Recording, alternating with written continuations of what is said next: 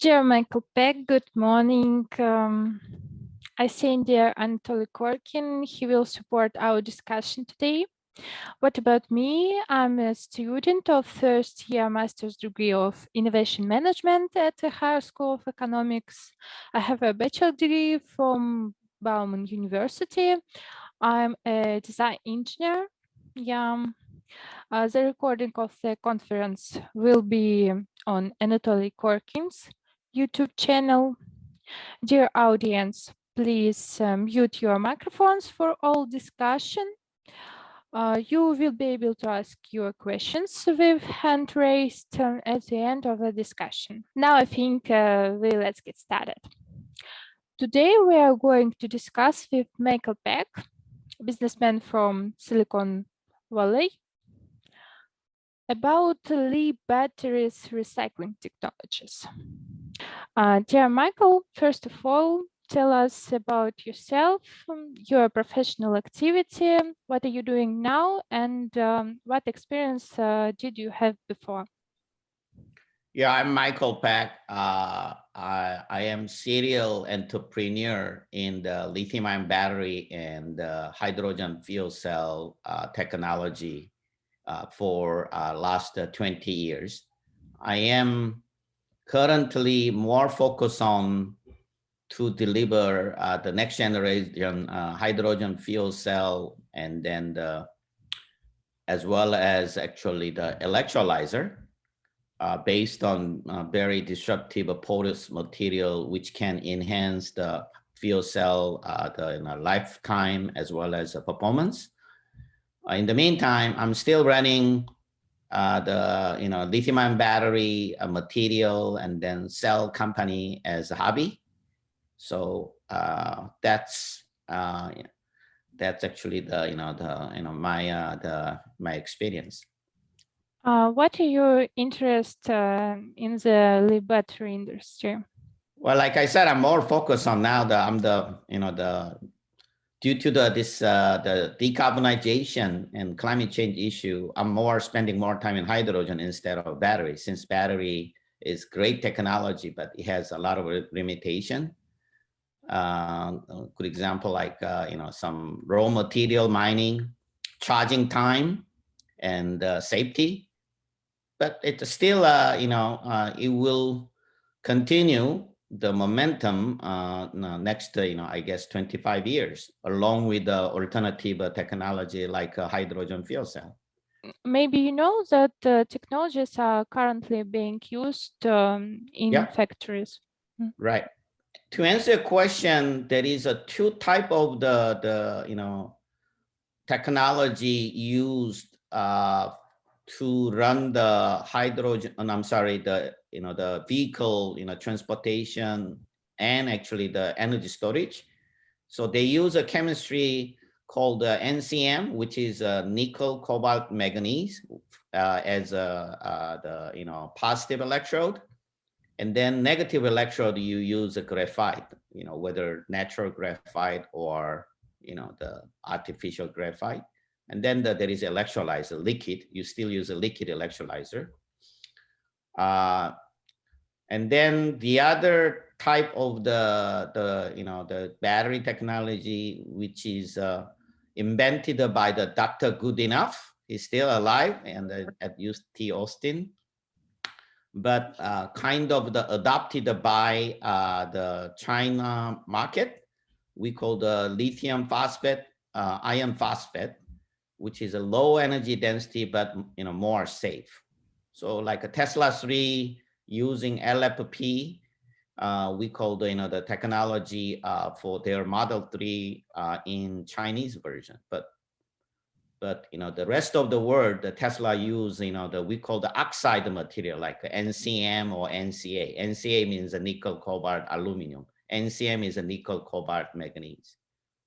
Then there is a lead acid battery. I think that's a phasing out. And the nickel metal hydride, I think they're also phasing out. And used to use for the Toyota Prius, the battery, but energy density is not high, so they actually replaced by the lithium-ion battery.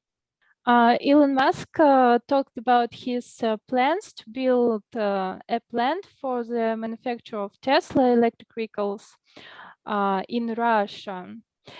This is very interesting as well as for me. What do you think about this? Is it a joke or maybe a real plan? You should ask him directly, not me. What is the annual the car, actually, the consumption or production in Russia total, the passenger car and truck? You must have a number. How the people around you feel about the development of electric cars? No, I'm not So talking about electric vehicle, number of electric vehicle, the combustion. What is the current the internal combustion, the total numbers, production per year in Russia? He's asking whether you know how many cars produced in Russia. I don't think he would know this number. So my guessing is, I think he has a genuine interesting, although maybe the total market size of an internal combustion market not as big as the U.S. or the China, but I assume that Russia still very big country, right? And so that can justify his investment of the building manufacturing in Russia. That's my guess. okay, thank you. I'm building a graph based on mathematical model for analysis of the growth of the battery recycling volumes in the development of electric vehicles market in Russia. What strategies do you think it will be interesting for company leaders to present as a result? So the question is, so their market for electric automobile is growing. So what strategies the company time-wise should take regarding those who produce automobile or introduce the automobile parts? Our electric automobile. The question is, what should be the right strategy to produce electric vehicle in Russia? Not only in Russia. You mean the globally, right? Yes, yes. Well, that's very broad question, but the lithium-ion battery technology, electric vehicle based on lithium-ion battery is very optimized and matured. So it is a very competitive. It will actually replace the internal combustion due to many reasons, including the climate change. But still, lithium-ion battery, the main source to generating electricity is generated by the fossil energy, which is the still has an issue. So it will, but however, the EV market, my personal opinion, will continue to grow because of the climate change issue, and then oil price is very unstable. But since let's say the worldwide, the understanding is that the worldwide annual production is around maybe 100 million to 150 million units. That's what automobile company produce per year.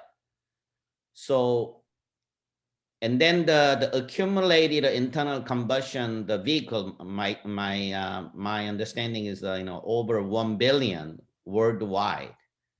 So let's not talk about the accumulated numbers. You wanted to replace the internal combustion, which is a lot of a European and Asian automobile company announced that they wanted to phase out internal combustion based production.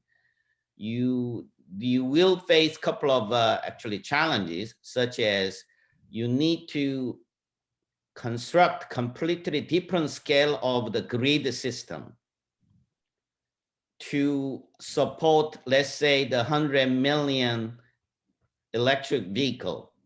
That's a very massive project, maybe tougher than the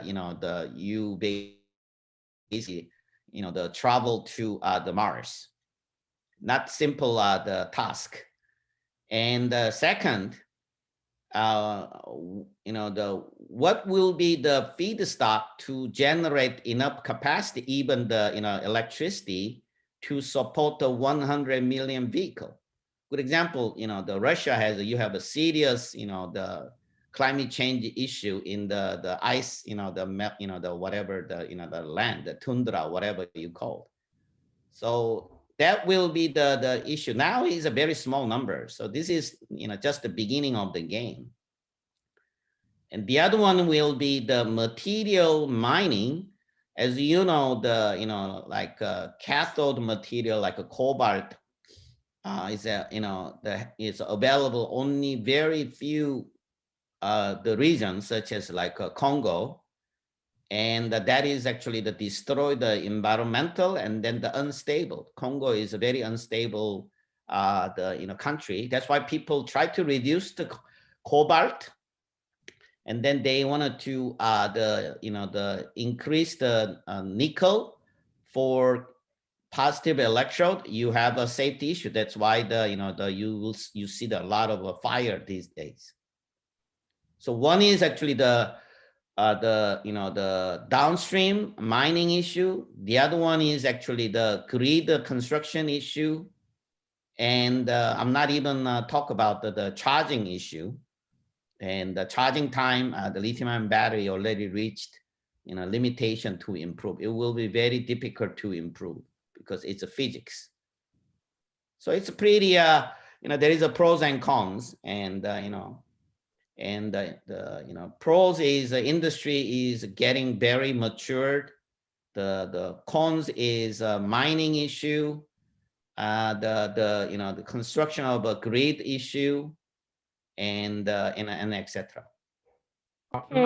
One question is basically, which is not often discussed. So like production batteries, it's also kind of, using energy and and also some pollution issue are involved, as well as recycling. Correct. So it's also not discussed that basically whether it's really balanced the benefits.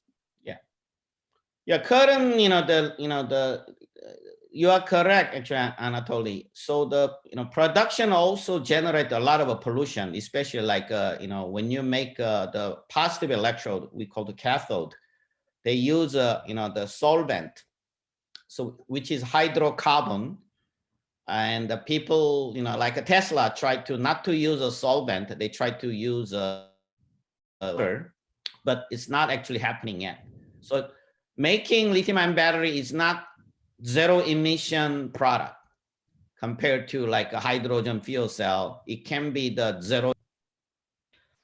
Can I ask a question? Yes. It looks like almost like you have to account for those losses somehow, and who pays for that? Are you talking about efficiency?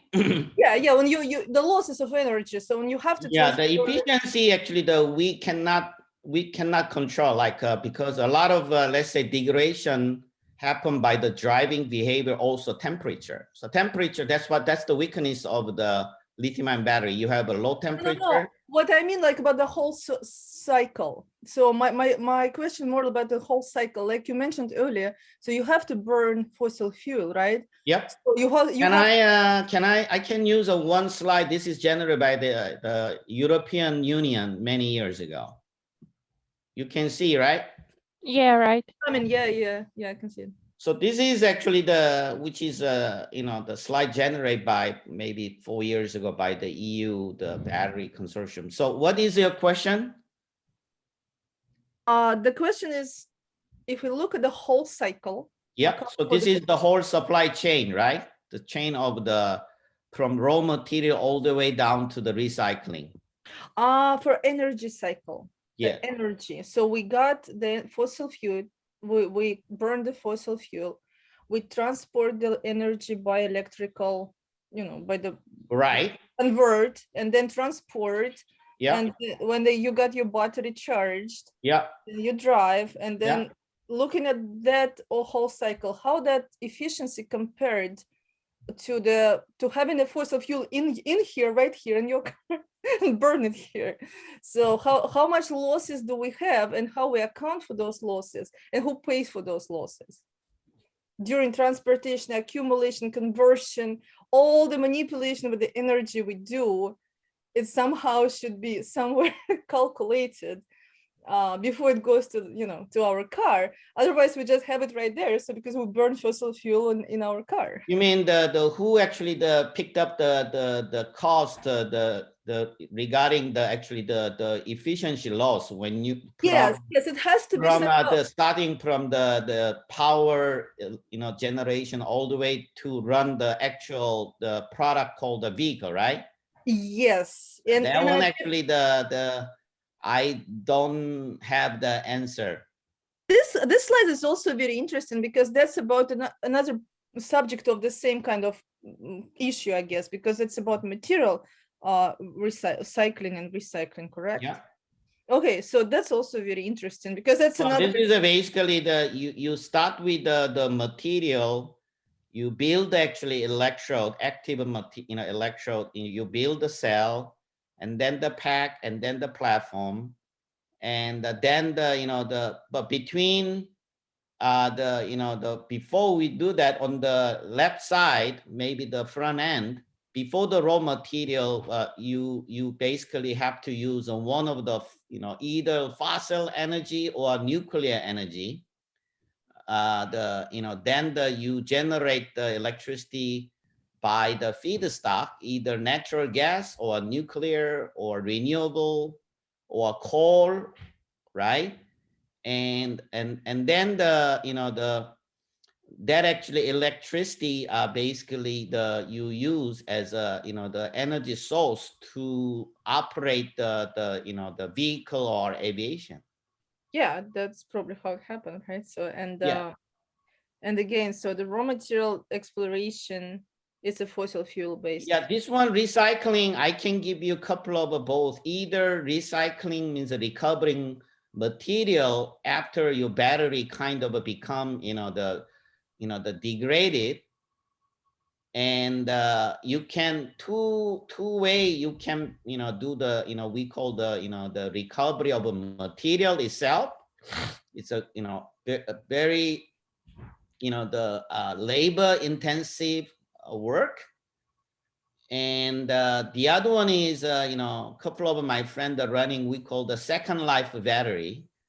The good example, like the electric vehicle, you lose more than 30% of your total capacity, and they basically think just like a smartphone battery, you don't want to charge every 5 minutes, but your battery is already very degraded, and you don't actually sustain like a half day. You only sustain the 30 minutes. You have to charge again. Means basically that battery is kind of the phased out. So people take out those we call the degraded battery from the electric vehicle, and you run some diagnostics, and then you picked up some the good battery, and then bad battery means below 50%, the loss, capacity loss, you throw it away. And but that's a lot of work, and that's not you can run business. It's good for the the environmental, but it's not that actually the exciting the big can be big business, because you can use maybe as those second life battery as maybe the non-critical the purpose, maybe like backup battery is okay, but energy storage, or you wanted to reuse that actually the we call the, let's say, rescued second life battery for your brand new electric vehicle. No, I don't think the automobile guy or energy storage utility company will use, we call the refurbished battery. It's okay, maybe you use for home the storage, or the UPS the purpose. Cool. And another question, Marina probably will get it, like go своим бараном. So about materials. So what do you think about safety materials? So about safety battery Safety? and safety, yeah, the batteries, pack safety, and what's going on in the beautiful Silicon Valley on that area. Okay. I'm a materials person. To answer your question, now the lithium battery, whether which company produce, we basically the hitting the fundamental the safety issue, since actually everybody the one's longer range, one charge, one vehicle, right? So people also the cobalt, as I mentioned, is unstable for mining. And the people try to reduce the cobalt and then increase the nickel. Nickel, you can increase the capacity, means your same battery, you can go longer, but it's not free. You have a safety issue. Nickel is a unstable the metal. So that's why we see the high end vehicle, you see a lot of the fire to lithium ion. Are they utilize nickel? That's why they catch. I'm sorry. Yeah, they use more nickel, like 811 means 0.8 is a nickel, 0.1 is a cobalt, 0.1 is the manganese. I see.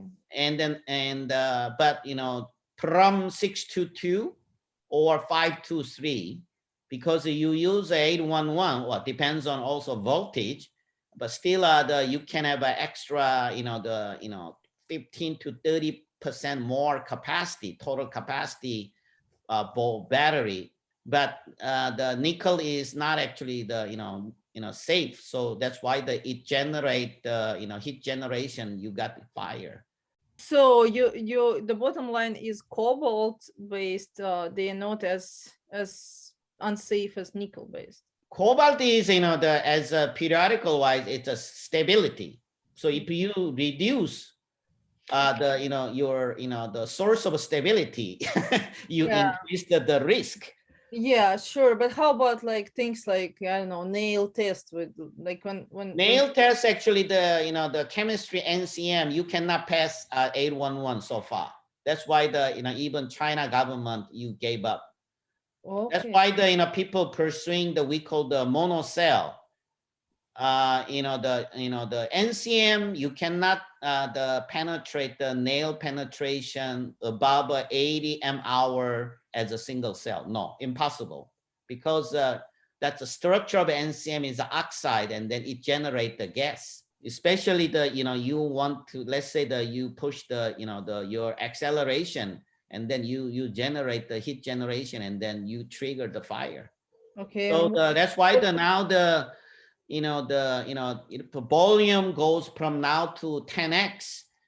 That's why everybody now struggling, the GM, Ford, LG, everybody. So you have a two choice, and you wanted to compromise your capacity. For example, like the Tesla or other EV, you wanted to replace the internal combustion, which is have to do.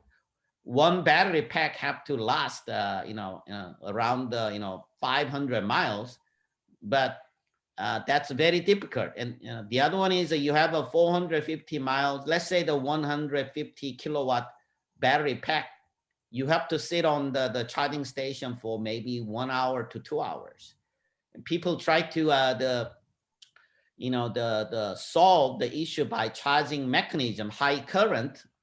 But that's actually also very dangerous. You can degrade your battery very quick. So that's the limitation of a lithium-ion battery. Although I'm the advocate of the lithium-ion battery guy, I've been in battery industry for many years. But we are reaching the limitation to replace the internal combustion. Yeah, the internal, and internal combustion also has limitation. I mean, everything has limitations. It's just hydrogen, you can run 1,000 miles. Yeah, I don't think I'm capable to ask anything in that area. So I think I'll. Yeah, Toyota, the second generation Mirai, which is selling, it runs 750 miles, one charge. Is it hydrogen? Yep, hydrogen fuel cell. It's, Yeah, I just did a testing drive. It's impressive. That's why Toyota is not really pushing the battery. They are working on solid state battery, not the, the lithium ion battery. But no one, is commercializing solid state battery, increase the energy density higher than the lithium ion battery. Doing great. Actually, the, marketing job, he raised a lot of money, like Mercedes Benz. seems like They are not the best company who understand the battery. The CEO and the founders and the professor, right? The George Tech, I forgot his name, because they understand the battery. So that's why there is not much possibility to improve the energy density by the positive electrode we call the cathode. That's why they think maybe anode is they know the limitation, how much they can improve the total the battery the energy density by the anode. But still, since the cathode side we already reached the limitation, we basically dead end we reached. And the anode is the only possibility to improve a little more for the lithium ion battery energy density. That's, I think, where their angle is coming from. Okay, I see. Well, yeah, that's really nice to to learn. So I probably have to bring back Anatoly. I really apologize for hijacking the That's okay. Yeah. And thank you so much. Irina, thank you for your questions. So much more interesting. Yeah, battery is basically, it's like charging discharging mechanism. Let's say the anode has the 3 times more the capacity than the graphite. But when you actually the charge discharge, and then the other side, which is the positive electrode, actually the only take a 1/3, not the 100%. But I'm pretty sure the like Sheila Nano, they have some tricks to maybe the increase the, we call the charging discharging ratio. That's my guessing. But there is a still limitation. This is physics. You cannot fool around the people if you're talking to the guy who understand the basic mechanism of technology. Okay, then I see. Yeah, I see. Well, it's probably the biggest one is quantum scope, which is almost like in a new area where, not newer area where you don't know limitations. Like at least you don't reach a dead end, right? So like you have. Yeah, there is a Toyota is trying very hard, but when I run the silicon anode oxide the program, I actually run the solid electrolyte the sister company for 1 year. And the me and another Russian scientist, he's my current CTO. He's also a Russian scientist, and Berkeley material science PhD guy. They all know each other. So the solid state battery, it is a beast. That's why even nobody even can demonstrate 40 amp-hour single cell as full charging discharging yet. And so building making electrode without brittle, it's very breakable. Okay. It's very tough. So maybe Toyota, they may Samsung and Toyota, they may actually deliver breakthrough, but they say they need another 7 years, maybe never. Okay. Wow. So it's very tough. That's why the QuantumScape, they revised their the product deliverable schedule from whatever 2024 to 2028. Okay. Yeah. Yeah, I see. Because simply it's all solid, right? And the interface, the lithium, the diffusion and transport, compared to the liquid, it's not that simple. It's much more tough. Yeah, the transport is much slower by definition. And also lithium dentylite. Okay. So, then so you use lithium as an anode, right? Good example. Everybody using the full, we call the solid electrolyte. Some people, they kind of misleading. They use a semi solid electrolyte, but they claim it's a solid electro whatever. So it's kind of a very misleading. Irina, thank you so much for your questions. I have run out of questions. Okay. Okay, Okay, so guys, then. Okay, thank you so much. Okay, it bye-bye. was a very educative discussion. Get better after your booster. Bye-bye. Okay, bye-bye. Bye-bye. Thank you so much.